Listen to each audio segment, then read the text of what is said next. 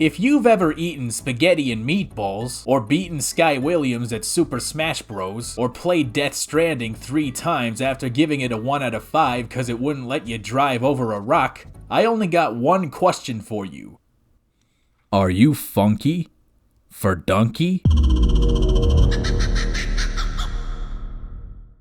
This video is a little different from my usual content. I'm not really a commentary guy or a drama guy or whatever you would call content like this, but it concerns topics and individuals that I consider myself to be kinda enthused about, you know? So that's why I'm speaking to you today. And no, I'm not a game dev or anything like that, so I'm not an authority on the subject matter. I'm more of an observer guy who happens to have opinions because having a YouTube channel fills me with a narcissistic compulsion to tell everybody my opinion on everything. Now, Video Game Dunkey doesn't really need an introduction. If you know who I am, then you almost definitely know who Dunkey is, and if you don't know who I am, you probably still know who he is. And for those of you who are unaware, Dunkey and his wife Leah have announced a new indie game publishing company called BigMode. Not a developer, it's a publishing company. Very important distinction. The premise of BigMode is that he is sick of waiting for good stuff to present itself to him, and that he wants to get directly involved in helping to bring more of that stuff into existence. He frames it as an extension of his channel, which he has often used to talk about indie games to millions of people. Now, let's not get that twisted. Undertale and Hades would have done great with or without Dunkey. But pretending his massive channel didn't at least help to spread the word at all by any measure is just being goofy on purpose. And we don't take kindly to goofies around these parts. Although his League videos and his comedy style videos put him on the map, it's his reviews and essay style videos that usually get talked about the most, for better or worse. Now I would like to share with you all a quote that I hope you're all familiar with. In many ways, the work of a critic is easy. We risk very little, yet enjoy a position over those who offer up their work and themselves to our judgment. We thrive on negative criticism, which is fun to write and to read. Sucks enormous gorilla biggest out of all the I have ever annual franchises out there. So much hard is the there are no random encounters, and that's just so it's still a pretty protocol.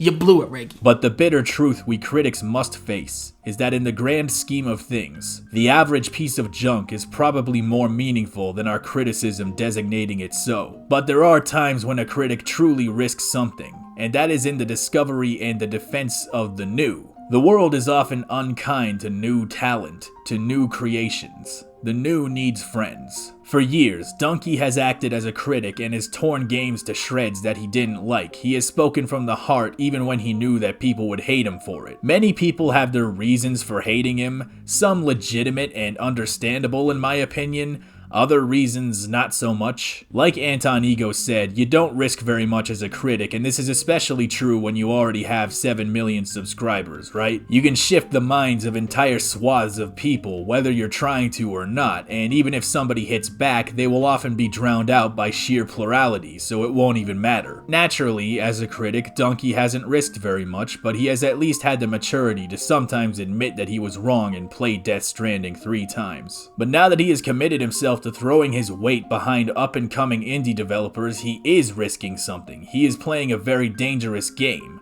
This is a very pivotal point as a critic. By discovering, defending, and being a friend to new games, this could be the crescendo of his Ratatouille arc. Of course, at this point, it's all talk and sales pitches. Only time will tell if BigMode actually does go big mode. Right off the bat, I have to say I like the idea of it. Indie developers need all the help they can get, but they also need to not be smothered or censored, which is why he specifies that even though he wants involvement, he doesn't want them to defer creative control over the games entirely to him. Video games are hard to make, and it's especially draining when you sink a lot of time and money and energy into a game, or anything for that matter, knowing full well that it may never pay off in a tangible way. Kinda like when you buy the new stupid ass Saints Row game day one for full price and do a full painful playthrough of it so you can write, record, and edit a well-informed video review of it within a week while it's still relevant, just for it to get 7 views.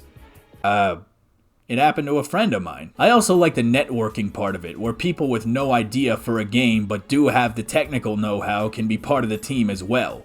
I think a lot of people feel the mainstream industry is becoming aggressively formulaic and averse to any sort of risk, mostly favoring ideas that are algorithmically tested and proven to make a lot of money, with some exceptions, okay? Don't get it twisted. I'm not one of those penis guys who thinks all there is generic FPS games. I know there are good games still being made. I'll probably still be playing Elden Ring when I'm 80, but money, big money, is the single biggest driving factor behind the video game industry, and most studios won't put money into something that isn't pretty much guaranteed to make a lot of money back. Which makes sense from a business perspective, but unfortunately means that weird and bizarre things will always be overshadowed by things that bank on established and comfortable trends. I'm not gonna act like the video game landscape used to be some utopia where some first-time developer with the idea for a cute game about skateboarding mice would have access to the same resources as a AAA shoot game, but damn it man, you could walk into a GameStop and see Katamari Damacy sitting on a shelf next to fucking Halo 2.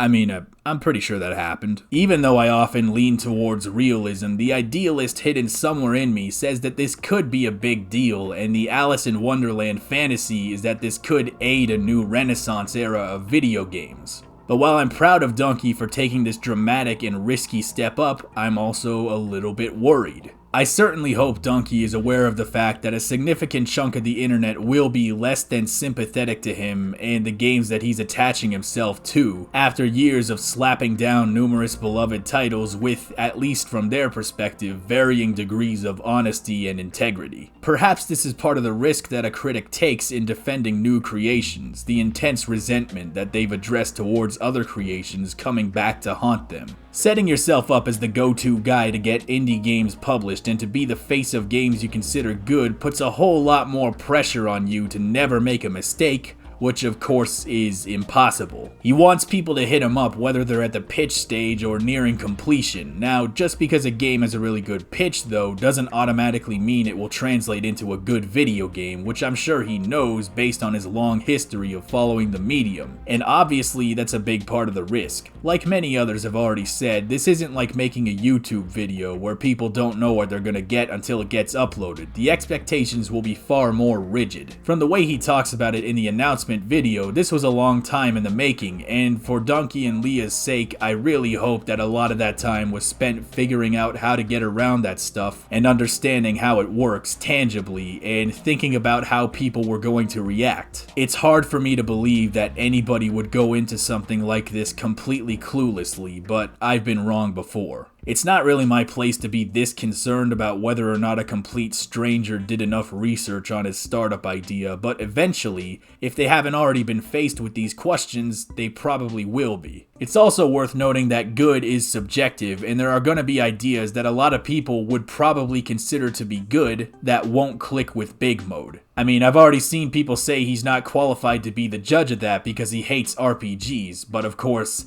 that's only half true. I'm about to hit you guys with one of the biggest plot twists of all time.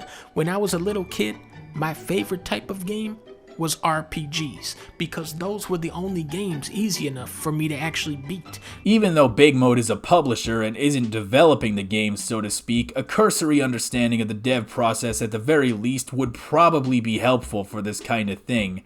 And again, like many others have said, making games and playing games are totally different. Just because you can make a good game doesn't mean you can play them very well, and just because you play a lot of games doesn't mean you can make them very well. Even as the business guy, the producer guy, I feel like you should have at least a little bit of an idea of how long is reasonable to wait for a game to come out, how much money is reasonable, how to market and promote the games, which I guess when you have a 7 million subscriber channel at your disposal, that becomes a little bit more straightforward. Without being intimately familiar with these matters myself, I imagine the big thing with BigMode above all else is promotion and clout, Getting otherwise small names pushed out to huge numbers of people in a way that they might not be able to otherwise. Remember, anyone can put a game on Steam, which is not an exaggeration. But that doesn't mean people will see it. As I said, huge followings give you the ability to shift opinions and minds to some extent and bring mass attention to things that the average person maybe hasn't been made aware of, and that power can be used for good. I'm not gonna say Dunkey is the go-to guy for understanding what's good and what isn't, like he suggests in the video, but he has been heavily documented as having played video games before. The scariest part of this whole thing as an outsider could be the indie devs themselves. You know, when you open the floodgates like this, you're gonna get an inordinate number of requests divided amongst finite resources, and there very well might be a lot of resentment from people who inevitably won't make the cut.